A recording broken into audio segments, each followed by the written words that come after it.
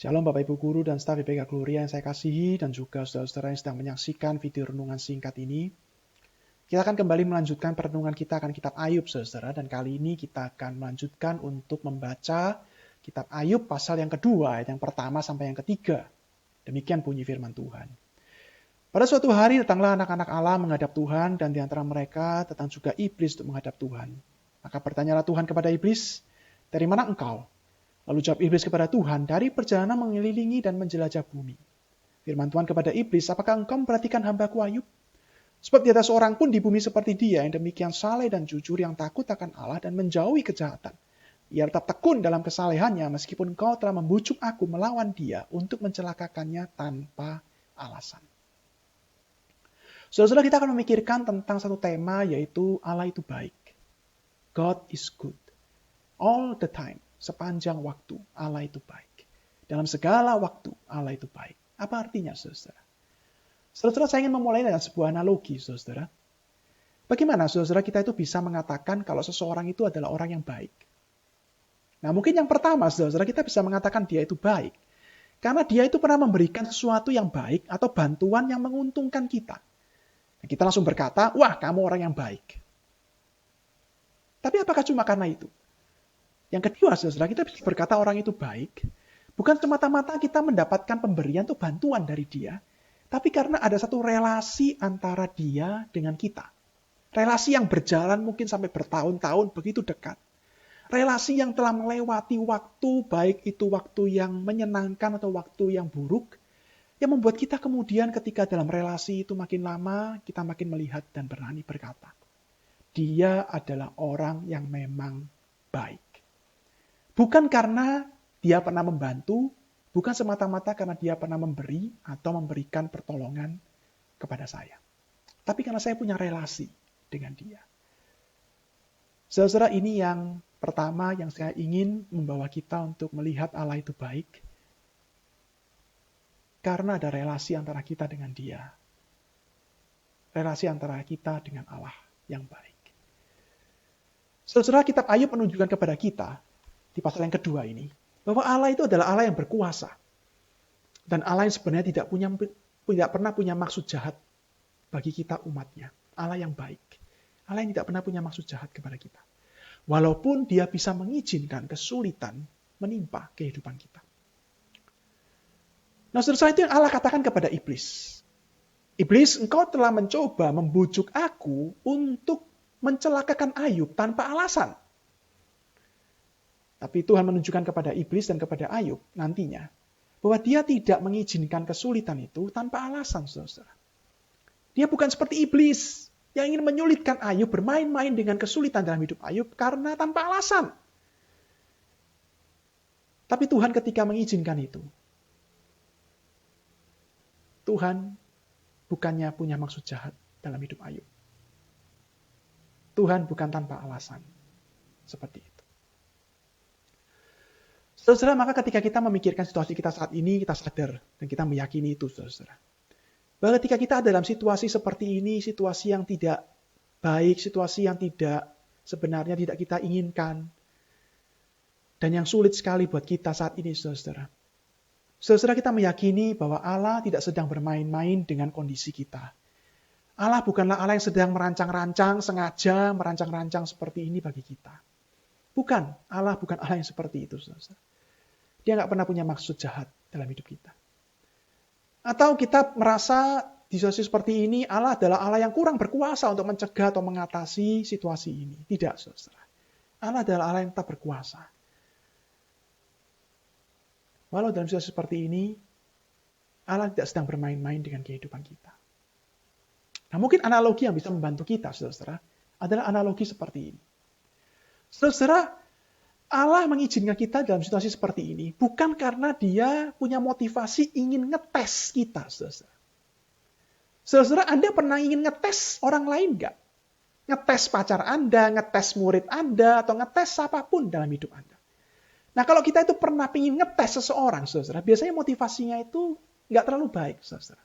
Kita mungkin meragukan dia. Nah, tapi Allah itu bukan Allah seperti itu, saudara. Dia mengizinkan kesulitan bukan karena dia ingin ngetes kita.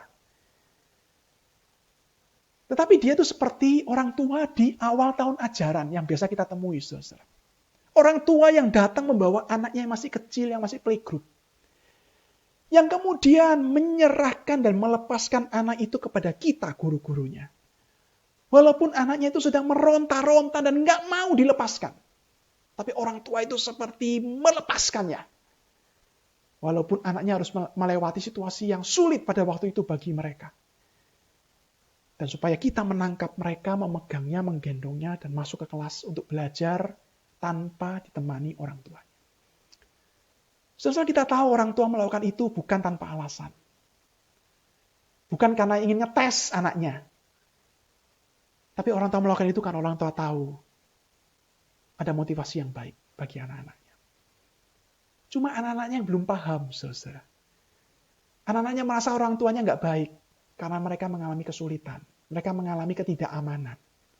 Tapi seiring waktu berjalan, kita mulai melihat anak-anak mulai bisa memahami. Ini sesuatu yang baik.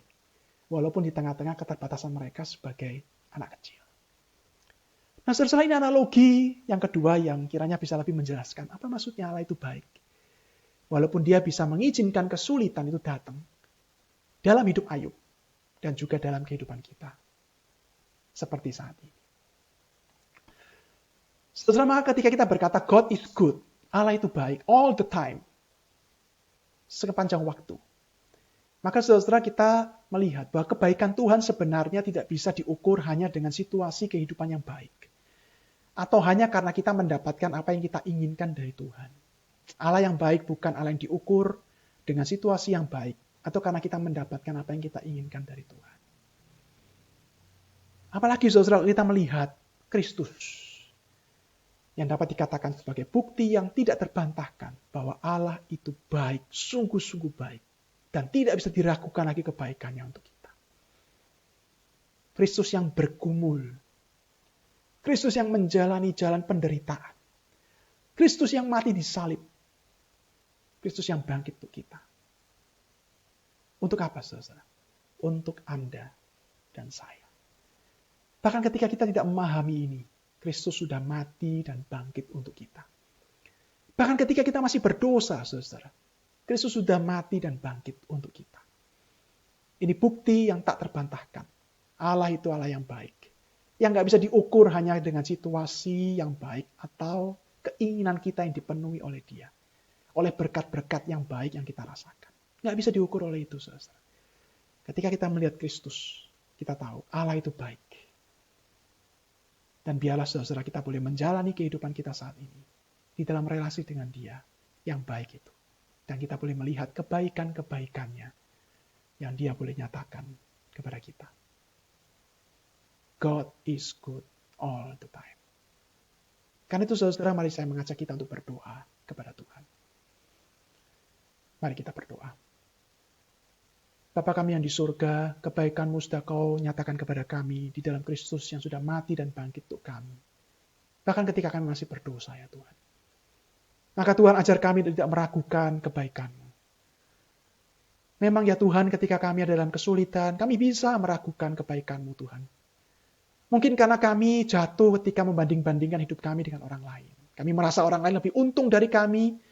Orang lain punya kehidupan yang lebih enak dari kami. Sehingga kami merasakan Tuhan Kau kurang baik sama kami. Atau kami mulai nggak tahan dengan kesulitan kehidupan kami Tuhan. Atau jangan-jangan saat ini kami juga mulai merasakan ketidaktahanan kami. Tuhan biarlah kami tidak merasakan Kau Tuhan yang kurang baik sama kami. Tapi justru kami berdoa kepadamu supaya Tuhan Kau memegang kami. Engkau menopang iman kami. Engkau mengarahkan iman kami kepada Tuhan yang baik. Kepada Kristus. Dan supaya kami menjalani hidup ini di dalam kesulitan sekalipun. Di dalam Tuhan yang baik kepada kami. Dan biarlah kebaikan-Mu boleh kami rasakan ya Tuhan. Walaupun dalam kesulitan sekalipun dalam hidup kami. Tolong kami Tuhan. Dalam nama Tuhan Yesus kami berdoa. Amin. Tuhan memberkati kita saudara. Tuhan menolong kita untuk menjalani hari-hari ke depan kita di dalam kebaikannya. God is good all the time. Tuhan itu baik. Karena Dia tidak pernah punya maksud jahat dalam hidup kita. Walaupun kesulitan, bisa diizinkannya. bagi kita. God is good. Tuhan menyertai kita. Sampai jumpa di video renungan berikutnya. Tuhan beserta dengan kita. Amin.